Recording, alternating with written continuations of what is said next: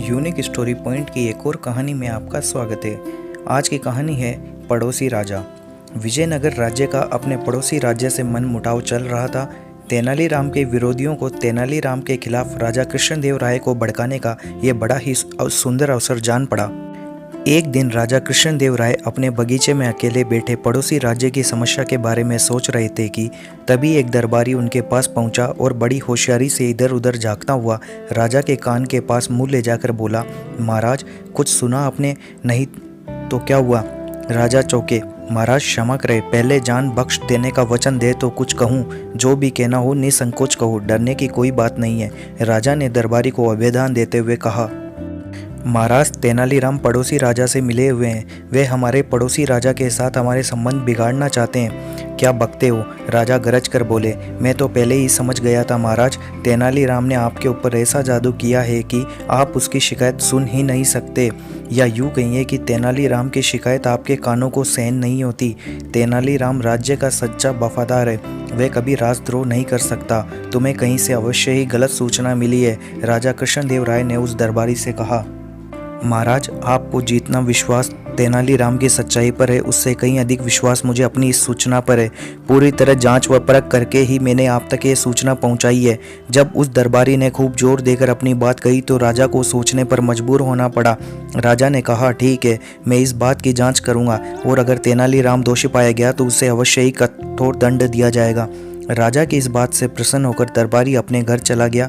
दूसरे दिन कृष्णदेव राय ने तेनालीराम को एकांत में बुलवाया और बोले, तेनालीराम, हमें सूचना मिली है कि तुम हमारे शत्रु राजा से मिलकर हमारे विजयनगर राज्य को दूसरे के अधीन कराना चाहते हो। तेनालीराम ने जब अपने ऊपर लगाया गया ये आरोप सुना तो वह सिर से पैर तक कांप गया। वह राजा को इस बात का क्या उत्तर दे, उसे एकाएक यह भी नहीं सुझाई दे रहा था। राजा ने जब तेनालीराम को चुप देखा तो वे क्रोध से भभक उठे और बोले, तो तुम्हारे चुप रहने का यही अर्थ लगाया जाए कि तुम अपना अपराध स्वीकार करते हो? यह सुनकर तेनालीराम की आंखों में आंसू आ गए। वह बोला, महाराज की बात काटने का साहस न तो मैंने अब तक किया है और न ही कभी भविष्य में कर सकूंगा। राजा तो क्रोध से भरे हुए थे। तेनालीराम के इस उत्तर से वे और भी भड़क उठे। बोले, तुमने जिस पड़ोसी राजा से सांठगांठ की है, अब उसी के राज्य में जाकर रहो। मेरा राज्य कल ही छोड़ दो। इतने बड़े अपराध का इतनी मामूली सजा? तेनालीराम ने राजा से कहा, तुम्हारी अब तक की सेवा को देखते हुए, मेरे तुम्हारे मित्रतापूर्ण संबंधों को देखते हुए तथा तुम्हारे पद की गरिमा को देखते हुए मैं तुम्हें इतना ही दंड देना उचित समझता हूँ। यदि कहीं अपराध किसी और ने किया होता तो मैं उसकी बोटी बोटी नुचवा लेता। राजा ने क्रोध में बिफरते हुए कहा। तेनालीराम ने राजा का फैसला सुना और अपनी सफाई में एक भी शब्द नहीं कहा। बेचारा चुपचाप सिर झुकाकर राजा के सामने से चला गया। दूसरे दिन जब तेनालीराम के विरोधियों ने यह सुना कि तेनालीराम राज्य छोड़कर चला गया है तो उनकी खुशी की सीमा न रही। वे सब राजा पर अपना प्रभाव बढ़ाने के उपाय सोचने लगे और अपनी पदोन्नति के मंसूबे बांधने लगे। तेनालीराम विजयनगर राज्य के शत्रु राज्य की राजधानी पहुंचा और वहां के राजा से मिला। उसने उस राज्य के गुणों का वर्णन छंदबद्ध करके उसे सुनाया। राजा अपनी प्रशंसा सुनकर खुशी से झूम उठा। उसने तेनालीराम से उसका परिचय पूछा। तेनालीराम ने अपना परिचय देते हुए कहा, मैं विजयनगर के राजा कृष्णदेव राय का निजी सचिव तेनालीराम हूँ। उस राजा ने तेनालीराम की बहुत प्रशंसा पहले ही सुन रखी थी, लेकिन तेनालीराम से भेंट का ये पहला अवसर था। उस राजा ने तेनालीराम का भरपूर स्वागत किया। तेनालीराम ने इस स्वागत के लिए राजा को धन्यवाद दिया। राजा बोला, तेनालीराम, राजा कृष्णदेव राय हमें अपना शत्रु मानते हैं, फिर भी तुम हमारे दरबार में निडर होकर कैसे चले आए? तुम तो राजा कृष्णदेव राय के निजी सचिव हो। यहाँ शत्रु के राज्य में तुम्हारा कोई भी अनिष्ट हो सकता है।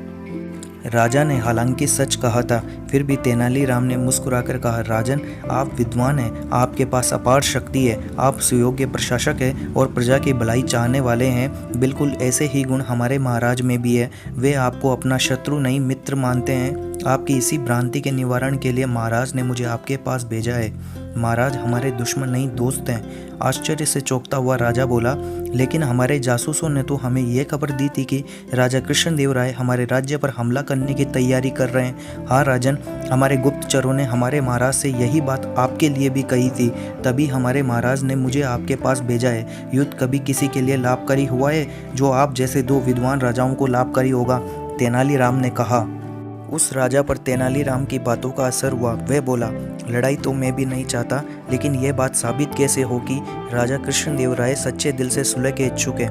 आप कल ही कुछ उपहार व संधि पत्र देकर अपना एक दूत विजयनगर भेज दें। उस दूत को मैं भी अपना एक पत्र दूंगा। यदि महाराज कृष्णदेवराय आपका उपहार स्वीकार कर लें तो मित्रता समझी जाए, और यदि वह उपहार लौटा दें तो आप मुझे जो चाहे दंड दें, लेकिन यह तो मेरी तरफ से सुलह का पैगाम हुआ, यह तो मेरी हेठी मानी जाएगी। राजा ने कहा, लेकिन संधि प्रस्ताव लेकर तो मैं स्वयं आपकी सेवा में उपस्थित हुआ हूँ, पहले तो हमारे राज्य की ओर से है। राजा की समझ में यह बात आ गई। उसने दूसरे ही दिन अपना एक विशेष दूत कुछ उपहार के साथ विजयनगर भेज दिया। उधर राजा कृष्णदेवराय को भी यह पता चल चुका था कि तेनालीराम बेकसूर था। उसके विरुद्ध दरबारियों ने आपस में मिलकर झूठी चाल चली थी। इधर जैसे ही शत्रु राजा का दूत बहुमूल्य उपहार लेकर राजा कृष्णदेवराय के पास पहुंचा तो राजा प्रसन्नता से भर उठे। उन्होंने मन ही मन तेनालीराम की बुद्धिमानी की प्रशंसा की और उस दूत के साथ ही अपना मंत्री भी उस राजा के लिए उपहार देकर भेज दिया।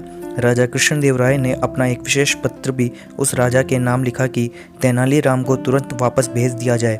और जब तेनालीराम वापस विजयनगर पहुंचा तो राजा कृष्णदेवराय ने उसका विशेष स्वागत किया और उसे ढेरों पुरस्कार दिए। जिन दरबारियों ने तेनालीराम के विरुद्ध षड्यंत्र रचा था वे दरबारी शर्म से पानी पानी हो गए।